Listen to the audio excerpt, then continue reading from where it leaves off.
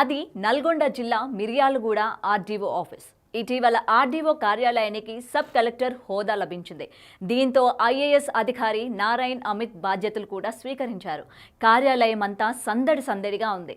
స్థానిక ఎమ్మెల్యే బత్తుల లక్ష్మీరెడ్డి కొత్త ఆఫీసర్కి వెల్కమ్ కూడా చెప్పారు. అంతా ఆహ్లాదకర వాతావరణం ఒక్కసారిగా మూగబోయింది. ఎవరి వైపు చూసినా కన్నీరే కనిపిస్తుంది. ఎందుకు ఇప్పుడు చూద్దాం.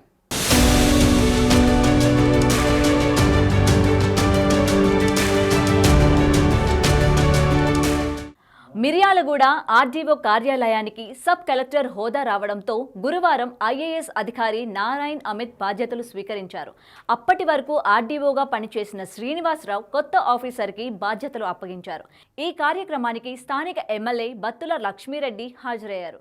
సబ్ కలెక్టర్ హోదా లభించడంతో అందరూ ఆనందంగా ఉన్నారు.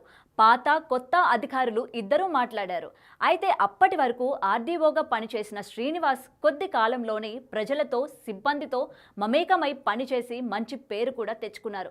కొత్త ఆఫీసర్ రావడంతో తాను రిలీవ్ అవుతున్న సందర్భంగా అక్కడి సిబ్బంది తట్టుకోలేకపోయారు.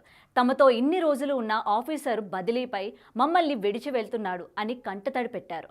అటెండర్ ఎల్లమ్మ అయితే వెక్కి వెక్కి ఏడసాగింది.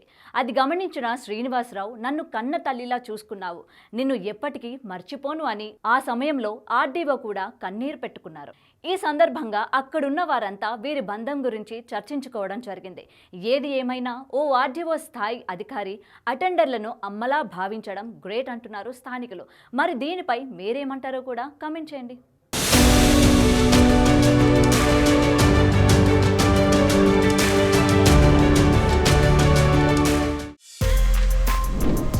For more videos like this, subscribe Big TV channel.